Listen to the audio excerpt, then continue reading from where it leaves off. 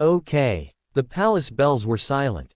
No public announcement. No royal build-up. Then suddenly, news broke. Princess Leonor of Spain is married. And not just to anyone. To Prince Nikolai of Denmark. You think royal weddings take years to plan. But this was no ordinary wedding. And the world has been left asking, why so secret? This is not just a love story. This is a story that shakes centuries of royal tradition. Let's go back to where it began. Leonor, the heir to the Spanish throne, has spent her life under the public eye. Every move watched, every word analyzed. And then there's Nikolai, the Danish prince known for his quiet charm and his determination to carve his own path outside strict royal protocol. They were never supposed to meet. Yet somehow, they did. Insiders whisper that their connection sparked quietly during an official state visit. An accidental conversation, a shared laugh, and suddenly, the two heirs to two European monarchies were spending time together away from cameras. And here's the shocker, this wedding was not announced until it was over. No grand procession, no balcony kiss, no public holiday. Instead, a small gathering, just family and closest friends, held in secret within the walls of a historic Danish estate. Why the secrecy? Some believe it was a move to protect their relationship from relentless media pressure. Others think it was a subtle rebellion against the weight of royal expectation. But one thing is clear, this was Leonor choosing love first, duty second. The images that have now surfaced are extraordinary. Leonor in a simple, elegant gown, her hair softly pinned, smiling at Nikolai as if no one else existed. Nikolai, not in a lavish military uniform, but in a tailored suit, breaking from royal tradition. The two exchanged vows in a private ceremony that was described as deeply emotional and breathtakingly intimate. And this is where curiosity deepens. What does this mean for the Spanish throne? Royal historians are already speculating. By marrying Nikolai, Leonor has just linked the Spanish and Danish royal families in a way that hasn't been seen in generations. Could this be the beginning of a new era of European royal unity? Or could it spark controversy back home in Madrid, where some may see this as too bold, too unconventional? The Spanish press is already divided. Some headlines call it, "the wedding that saved the crown," praising Leonor for showing she is willing to follow her heart and connect Spain to Denmark's beloved royals. Others call it reckless, saying she should have followed tradition and given the people a grand spectacle worthy of a future queen. But look closer, and you'll see that this decision reflects something deeper.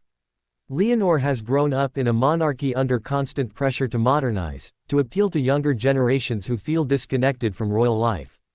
This wedding, quiet, sincere, focused on love rather than pomp, might be exactly what Spain needed to see. Nikolai's story adds another layer. He has been open about forging his own path, even stepping back from royal titles to pursue a life beyond the palace. For him to marry a future queen means he is stepping back into the royal spotlight, but this time on his own terms. And that choice says everything about the strength of their relationship. As we dig deeper, palace sources reveal that even within the royal families, there were heated discussions. Some advisors reportedly urged Leonor to wait until after her military training to marry. Others feared the marriage would complicate diplomatic relations if not handled formally. But Leonor insisted, this was her life, her love, her future. That determination mirrors other royal love stories of the past. Think of Queen Elizabeth choosing Prince Philip despite opposition, or King Felipe choosing Letizia, a journalist, over aristocratic expectations. Now Leonor has taken her own stand. And just when you think the surprises are over, here comes the next twist. Their first public appearance as husband and wife is set to happen not in Spain, but in Copenhagen. Why? To honor Nikolai's heritage and to show the world that this is not just a Spanish royal moment, but a union of two nations. What happens next is crucial.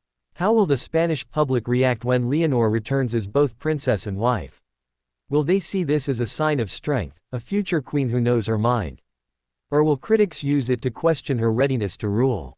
There's also Sophia, Leonor's sister, who was seen smiling throughout the private ceremony. Her quiet support of Leonor might be the key to easing any tensions in Madrid. Because if the royal family stands united, the public is far more likely to embrace this bold new chapter. And make no mistake, this is just the beginning. Speculation is already swirling about where the couple will live, whether they will split their time between Spain and Denmark, and what this could mean for the next generation of royals. Imagine what this symbolizes for Europe, two young royals from two different houses coming together, not out of arrangement or politics but out of love. It's a story that could inspire a new vision for what monarchy can be: relevant, human, connected. But with every fairy tale moment comes the shadow of scrutiny. The press will watch their every move. Any misstep could be amplified. And yet, as those who witnessed the wedding say, Leonor and Nikolai seem prepared. Their vows reportedly included a line about facing the world, side by side, as partners and equals. That may be the most radical statement of all. Because in a world where monarchy is often criticized for being outdated, this couple is showing a model of partnership that feels fresh, modern, and deeply personal. So here we are. A secret wedding that became an international headline. A future queen who dared to follow her heart. And a Danish prince who stepped back into the royal spotlight for love. What happens next will shape not just Spain's monarchy, but perhaps the future of European royalty itself. And if this is how Leonor begins her adult life, one thing is certain: she will be a queen unlike any other before her. Because sometimes the most powerful royal act is not a speech, not a decree, not a grand parade.